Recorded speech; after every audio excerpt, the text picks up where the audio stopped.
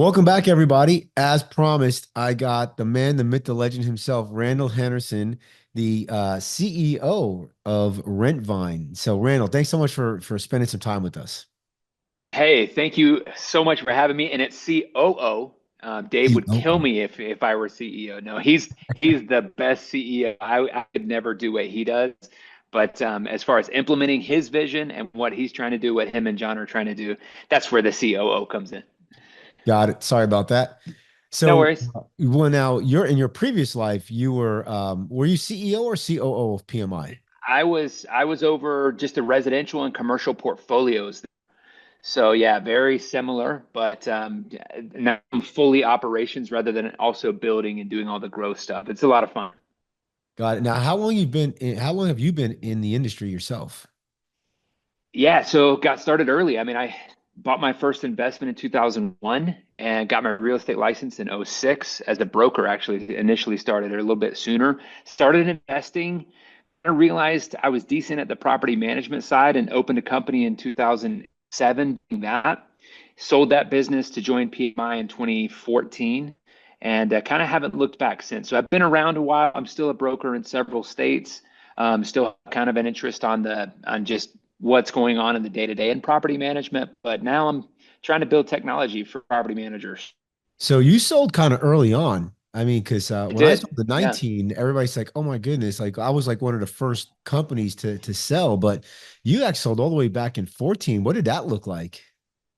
Well, it was a small business. I think we only had maybe 50 or so properties that we were managing. And so it was like, just another connection that I had in that space. I was kind of focused more on development and the brokerage side of things. I thought that was the future. And so, it just made sense to sell at that point, but also went through a divorce. So I needed to kind of get rid of those shared assets. And so I got nowhere near the values that people are getting today. I think it was like, I had to basically sell it to somebody who then paid me over the next 2 years. So like, it was a really different scenario than what you hear about today.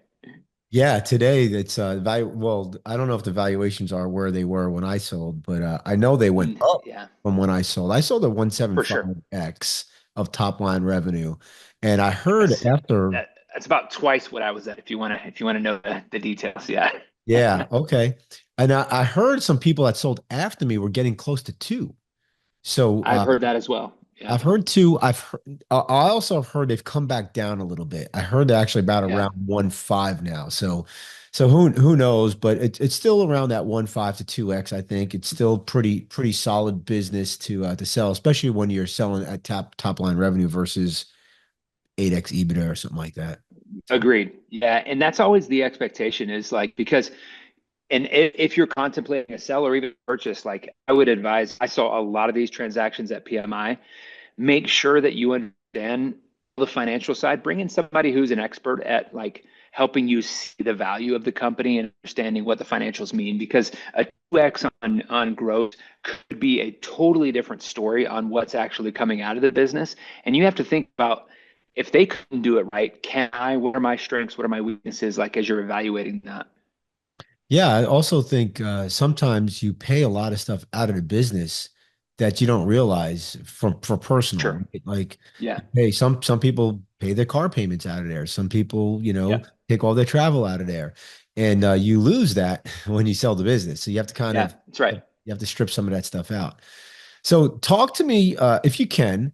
Talk to me a little bit about your move. You're with Rentvine now about a Yeah. year, I think. Yeah. Is Yeah. that About a about it? year. Yep. Exactly. Yeah. Yeah. So as you mentioned, I was at PMI for about 10 years, almost 10 years doing kind of starting as like the trainer and just helping franchisees on board and then developing into kind of helping to build the model for them over the residential and the commercial.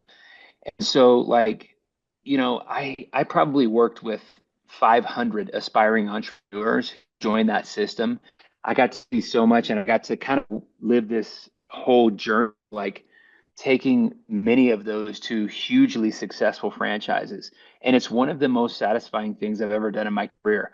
As I did that and I developed industry relationships, I realized it was like time to try to work behind the scenes a little more to get better tools and tech for property managers. I had known the founders of Rentvine for like 8 or 9 years, and always felt like they were innovative. They did PMW, of course. And so when Rentvine really started to grow and PMI made the move to Rentvine, it was like, okay, now it's time to for me to kind of take a step in a different direction, start to work on the tech side because I love, just kind of helping to get property managers what they have always needed and has never been built for them. It's always felt like a second class citizen as a property manager in some ways. And so like trying to build something cool for That's them. changing over the last Yeah, couple of years. That really has definitely. changed. Yeah. There's a lot more. I mean, just go to any NARPM show now, and there'll be 100 vendors, and like 89 of them Yeah. will be tech based. The It's wild, technology, isn't it? even from when I started in 12 to now, is just crazy. The technology that's Agreed. there. So okay, so Rentvine is basically an accounting system, if you will, right? A property management software platform, much Yep. like Appfolio, Buildium. And Yep. Correct. I remember seeing Dave out there with the Rentvine, booth at NARPM, and he didn't have a product. And looking back now, I'm like, it's brilliant. But at the time, I'm like, man, what an idiot.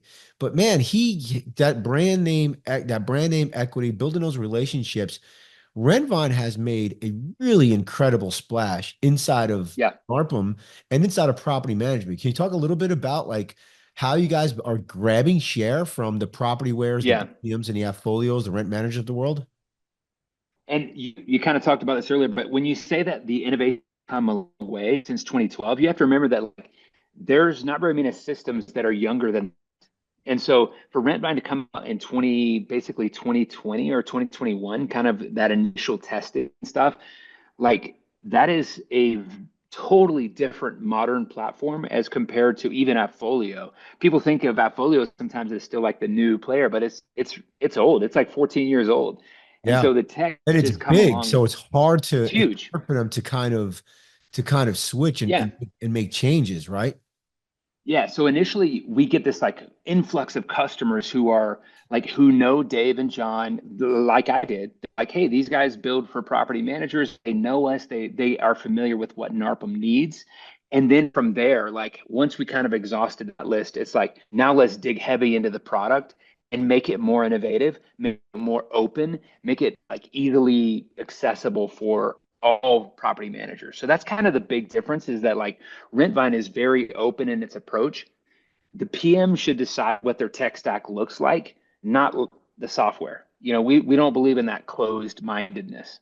Right. So you're talking about the API connectivity, is that right? Yeah, So tell me a little bit like so AppFolio is known to be closed API and Rentvine is known to be correct. open. So talk a little bit about what that means. And I should say, like, although there are other companies in the space, like you mentioned, Buildium and others, their API is nothing like even AppFolio's, which is nothing like Rentvine. So there's a big technical difference there to where like any vendor, you mentioned 100 vendors at NARPM, any of them can integrate directly with Rentvine even without our knowledge. So if a customer has a vendor that they want to use, it's simple for that customer or for that vendor not even to contact us. They can just go read the documentation. Oh, cool. Here's how I get all the data I need out of Rentvine, and here's how I put data into Rentvine. So Wow. that's like not possible on any other.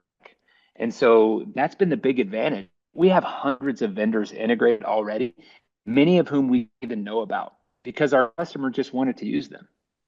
That's really interesting. So basically, customer finds vendor ABC, says, "Hey, man, I'd Yep. love to use you." And ABC's like, "Yeah, sure. I can take this information. I can throw it right into your property management platform." He's like, "Well, I have AppFolio." Well, I'm sorry, I can't do that. I have Rentvine. Oh, no Correct. problem. We can go ahead Yep. and do that. Because I know a lot of the softwares have API outbound, right? But not a lot of them Yeah. have API They have inbound. read. So Yeah. So it's like the difference between reading and writing. So our API is bidirectional. So you can read, you can push in or out. So, and it's like super well documented. I get calls like literally 4 or 5 times a week from new vendors who are like, hey, we'd love to explore a partnership. I send them our API documentation and hey, let me know if you have any questions. Half of them I don't hear from again because they're like, hey, we got everything we needed. Thanks. I'm that's like, really okay. cool. That's really cool. So Yeah. we're recording this in December, so Merry Christmas. Although it's going to Thank you. come out Yeah, in same to you. February, so it's going to be weird hearing that in February. Um, but so what has Rentvine got on the roadmap for 2025? Yeah, ton of interesting things. So the mission at Rent is to strengthen the relationship between property managers and the owners, as well as the tenants. So Rentvine's commitment is that we're not going to offer any services directly to the tenant. The PM is like, what the heck? Like, what happened? So anything that we do is trying to strengthen that. That means making the PM try to look better and better at every turn. How can we do that? Well, we can provide better property analysis tools, a better tenant experience for people who are trying to pay rent and see maintenance, like just everything that we're doing is trying to improve the experience to make the PM more valuable. So for example, insurance, right? Insurance is a huge area of headache for a lot of property managers, and not just on the tenant side. For TLL, that's kind of what everyone's doing right now, tenant liability, but also for the owner side. So, what value is a property manager adding to their owner in an insurance perspective? Rentvine believes that we can build something that makes that experience a lot better for the property manager. Trying to provide like what vendors the property manager want to use and how can we connect them better in the software. And that's just one example. There's probably 10 on the map today that are similar to that, where it's making the DM more valuable. So when you talk about like insurance, are you talking about like insurance where I can offer my investor property liability insurance under like kind of an Correct. umbrella? Yeah. Exactly. That's Yeah. really missing. That is so missing in the It's industry. yeah. Well, and like there are providers of this who can help a PM manage being covered correctly, like being an additionally insured and actually getting just a lot better product for the owner. So, That's and right. no one's like really offering that directly to the owner through the PM, of course, and having the PM be able to manage that simply, like with the dashboard where they can see upcoming dates and renewals, they can be like have a partner who's helping them to manage that. It's huge. Yeah. And typically because you're under this umbrella and you have hundreds of properties or at least 50 to 100 properties or however many properties, typically the owner gets a better deal. And so you 100%. can Yeah. reduce Well, yeah, and many who are listening to this call may already have some sort of master policy if you're big enough. But again, there's no tech like helping you there's manage no that. management of it. Yeah. And so we feel like that's a big myth. And that's one example. We've also had like screening enhancements. We've got like integrations with potential pet type of things.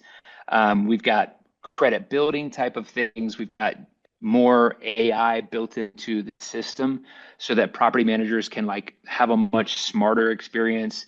Um, Teams management. There's a ton on the roadmap where like we're starting to interview customers not to be a comparison with other softwares, but more like, hey, what pain do you have? Where should we spend our resources and development to like help relieve that pain for you? Oh, it's brilliant. Well, So yeah, that's kind of the big difference with is that like innovation is amazing, but without the voice of the customer, it's kind of like great. Like, what does it mean yeah, for the you, property you manager? can build something that no one wants. Yeah, And you're like, all right, we yeah, just spent a 100%. whole bunch of time, Yeah, effort, money, resources building something that no one cares about, right? yeah. Well, in our team of developers, like any initiative that we build, let's say it takes us, because we're pretty fast, we've got a pretty incredible dev team. Let's say it takes us like 6 weeks to build a feature. That was probably like maybe a $1 million investment with all the time and that it takes. So you have to be like, you have to be intentional to interview your customers. You have to understand what is in property managers themselves and And build look, that. there are some times when you actually the customer doesn't know, right? True. There's an old wise old tale taught like if Henry Ford would have asked his customers at the day what they would have wanted, he I said love this. said a faster horse, Yes, right, exactly. Because right? no one could contemplate that there was a different, better way to do it. Yeah. So I think So you had mentioned AI, and you guys are starting to lean into AI into Rentvine.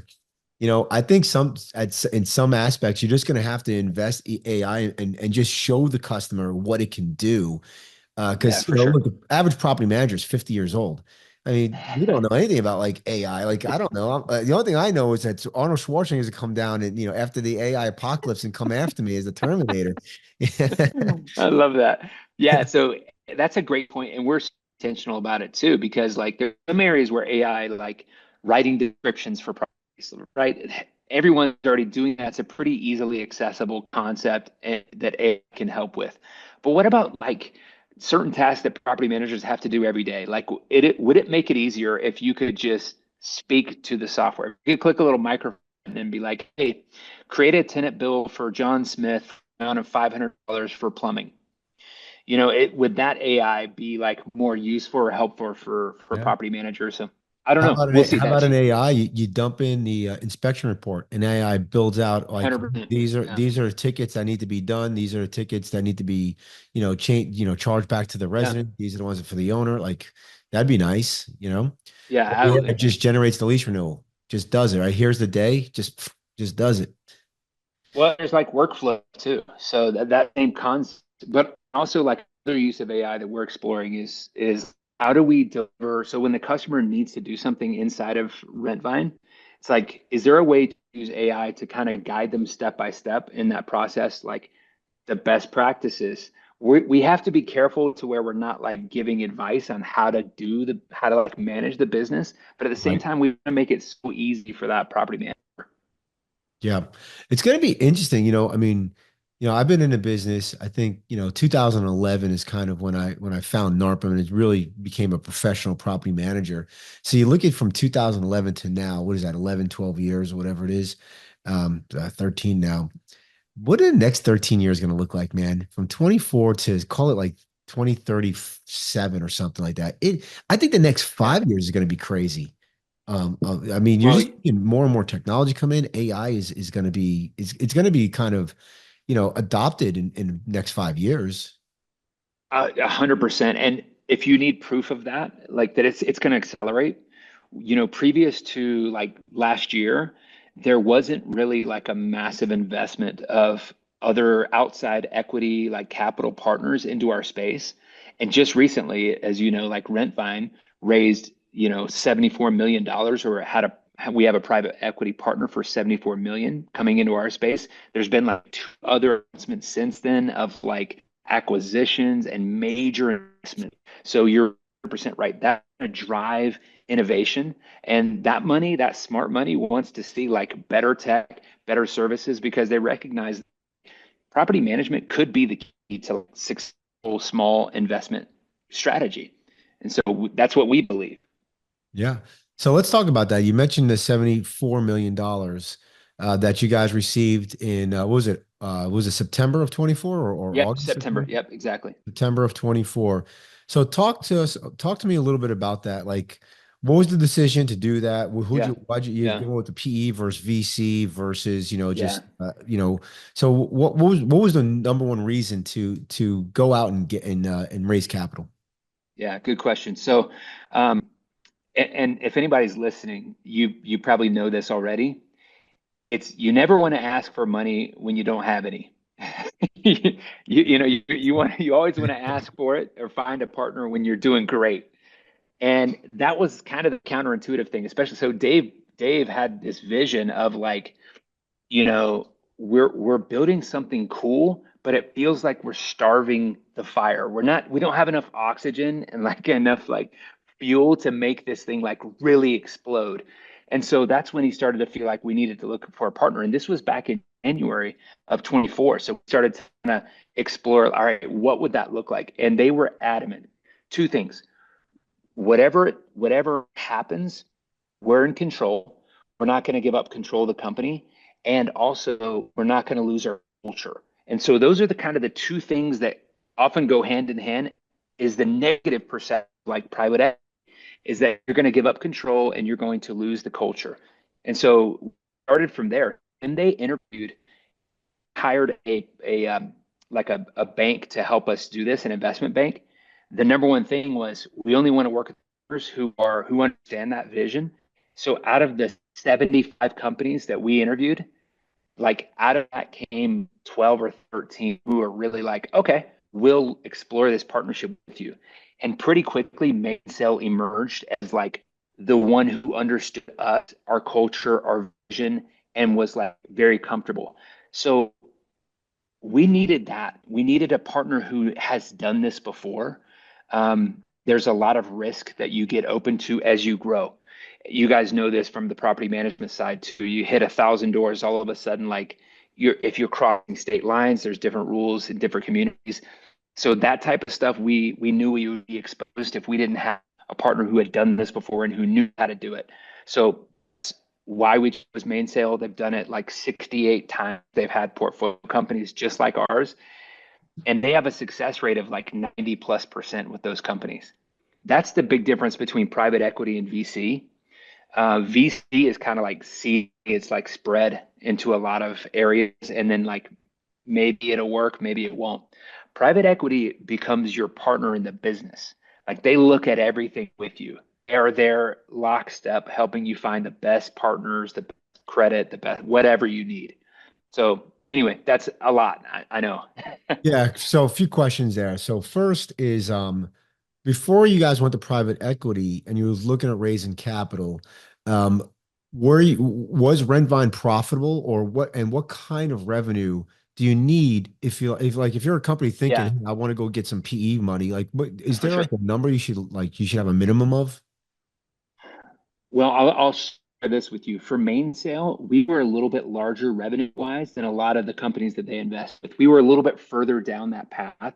So, and okay, let me back up and attack the first question too. Um, can you say that again? Sorry. Yeah, so like with a PE firm, do they look for a minimum? So a couple questions. One was Rentvine profitable before they Oh, went and yeah, raised that's sorry. money? And then the second one is, in your experience, have you seen where PE firms are looking for a minimum amount of ARR before they would invest? So two-part. Yeah, definitely yes. On the profitability side, we were on schedule to be profitable mid 2024. So when we started looking at that, we were like June, July, hit profitability. When you start talking to a PE group, you realize that is not necessarily the goal. So they don't even look at the profitability as a factor. They're more looking at growth rates. Your ARR is what matters most to them. It's more about its trending rather than a minimum. And so for us, the trend was exactly what they wanted to see. They're all about the culture, like the people that are involved. So, man, it's really subjective. So if you are contemplating that, like, start having those conversations with an investment bank who can kind of help explain all those details. But for us, that profitability, the goal line pushed way out as soon as we partnered with the PE group because they're like, we don't care about that yet. All we want to do is pour fuel on this fire and get you guys more resources to grow faster. So let's spend the money right now. Let's push the goal line of profitability down the field a little bit and try to like just ride the wave. So they really looked at your year over year growth is what 100%. was the Yeah. main factor. And then they Yes. said, "Oh, That's wow." And then they looked at the industry as a whole and said, "Oh, there's a lot more here." And then they're like, "Let's well, go ahead and get you a yeah. bunch of money and fuel to the fire." Yeah. If you've ever been involved in like a due diligence process on any level, it pales in comparison to private equity due diligence. I mean, these guys they would send over a question, like lists of questions that were in the thousands of questions that we had to go through, disclosures on everything. It's the most like deep due diligence that I've ever experienced, ever experienced. And so by the end of it, by this like 2 month or 3 month or 4 month period, you know each other very well. And so it's when I say that's the difference between private equity and VC, equity is truly become your partner in the business. They know everything about us. And so when I bring a problem on the onboarding side, they're just like, oh yeah, yep, we see the thing in your numbers. Let's get you in touch with six other COOs from these other companies who have done exactly what you're trying to do, and they can help you solve. And I'm like, this is amazing. Oh, that's really cool. So when how did they value Rentvine? So was Rent because I've always heard SaaS, which Rentvine's a SaaS-based company, that the Yeah. SaaS is around anywhere from 6 to 17x. So if you got 74 million, I'm like, shit. Oh, sorry, Gail. I'm like, that's where is it? Are you guys worth $740 million? Is that the valuation? Am I Well, getting my math correct? no, no. So they bought a percentage of the company. Ah, It okay. wasn't 10%. So it was a higher percentage than 10%, but less than 50%. But I don't know if I'm allowed to disclose any more than that. Understood. So that's how okay, so that's how the valuation. Yeah. I So the also evaluation was north of 100 million, and it was and like, so how did they evaluate it? Yeah, absolutely, you're right. ARR, it's EBITDA, but it's also like they strip everything out. They know the numbers, like I was saying, like they know so well before they make that offer. now So it's a process. were there other investors originally Yes. in Vine? And then did this money pay those investors off? So they got their funds back and in a percentage, or are they still in there? Um, it depends on the situation. I think many of them were offered the opportunity if they wanted to. Most stayed, but yeah, I don't know like exactly what happened on the cap table, but Got yeah, it. but yeah, I think we still have a lot of those original investors in who were like, I'm not going there. I'm sticking around. You can't buy me Yeah, out. I like it. yeah, exactly. I really I do I mean it's Redvine is really a truly amazing story. I mean, you know, it's I got to give it to Dave. He took on the big guys, you know, with Yeah, Propertyware 100%. and Buildium and Yeah, Appfolio, guys with many, many millions of dollars behind their products. And he took them on and you know, I think Rentvine, I hear great things about it. I hear that you guys are taking on a lot of new clients and I'm really happy for you, Dave, and the team at Rentvine, which who I know very, very well. So congrats on all this success at Rentvine. thanks, man. Thank you. It's fun. It's really really awesome, and it's all about the people. Like that's the key to success. Dave will say it's the culture and it's the people because like if you have the right people on board and you've got like you can tackle some of those massive challenges and go up against incumbents that have been there for a decade and make an impact. All right, Randall, we're up against it. We're gonna take a quick commercial break and then we're gonna put you on the hot seat, the lightning round. We'll be right back, everybody. All right, welcome back. Randall, are you ready to be on the lightning round? Bring it on, baby. Let's All go. right, man. All right, here we go. Let's touch on an easy one. Does Rentvine use virtual assistants? Yes. And Oh, if, would you like me to elaborate? no, you can if you like. You don't have to. Yeah, so I think we probably have a staff of maybe, so the total staff is around 110 employees. I would say probably 25 of those are. A remote? Mhm. Nice. Um, what is one piece of advice you would give someone just starting out in business?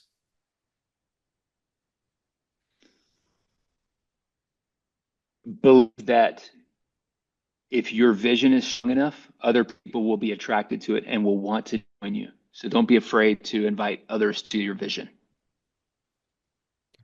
Does pineapple belong on pizza? Absolutely. I am a member of the Progressive Pizza Party.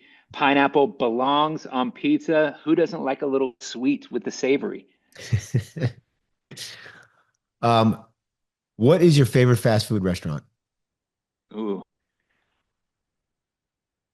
I'm a fast food junkie, so that's like my little dirty little secret about me. I would say probably In-N-Out Burger is my biggest like just like I have to have it once a week. It's kind of In and a out. bad All thing. right. Yeah. All right. What was your first job? I was an after-school counselor at the YMCA for youth camp, Very cool. I like and that. I loved it. best first job. How I old were never you? worked in fast food. I never worked. Everyone has a fast food store, and I was 16 when I got that job. 16. Nice. What is your ideal vacation? It's very adventurous. So like hiking the jungles and zip lining in Costa Rica, or like cliff diving in like Tahiti, or just like something with big adventure is what I love. All right, you're kind of my guy. So I gotta start vacationing with you. I'm like, if I'm doing a beach day, it's going to be like maybe 6 hours, and I'm done with beach days. Let's go adventure. What is something that most people don't know about you? Um, that I speak 5 languages. Did not know that. All Yeah. right, man. Yeah. Uh, So Russian, Romanian, Spanish, English, and I'm going to throw French in there, but really? not like fluent in Where'd you French. grow up? Did Maybe you grow four up? and a half. Grew up in North Carolina, did a 2-year mission in Romania and partly in Moldova. So I learned Romanian and Russian there, and then kind of Spanish afterwards and French as well. Wow. I did not know that. Amazing. Yeah. All right. If you could have dinner with anyone alive, who would it be? Oh man, that's tough.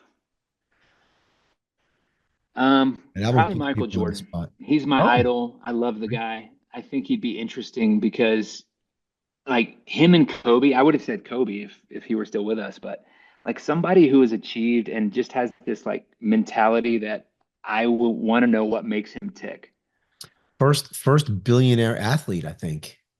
I think he was the first billionaire Is athlete. that right? Yeah, I Wow. think he That's was. amazing. I didn't know that. What is a book that you're currently reading or one that has impacted your business or life that you would recommend? Mm. Um, he, the biography of George Washington.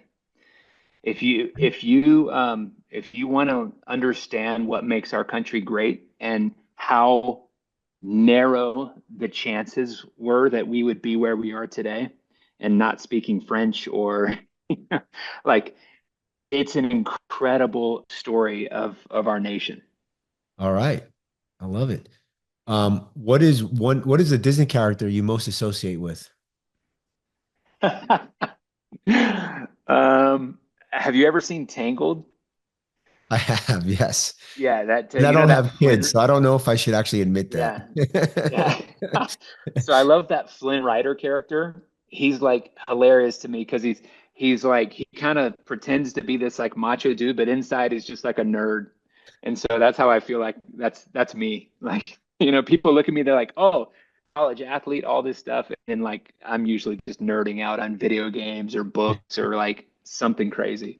Or learning another language. Yeah, exactly. All right, last one. Dogs or cats? Which ones do you prefer? Dogs, 100%. I want something back. Cats don't give me enough. Yeah. All right. All right. You are now off the lightning round, Oh, that was Randall fun, dude. Henderson. Well done. All right. So if somebody wants to learn more about Rentvine or they want to reach out to you, how can they find out about you and about Rentvine? Yeah, find me on LinkedIn. I get messages all day there. I'm pretty good at responding there. Or just go to rentvine.com. You can schedule a consultation if you're like, you want to see what it's all about, see how the open API can affect your business. Just let us know. Yeah, rentvine.com. Yep. And if you're not a NARPM member and you want to join, go to narpm.org or give them a call at 800-782-3452.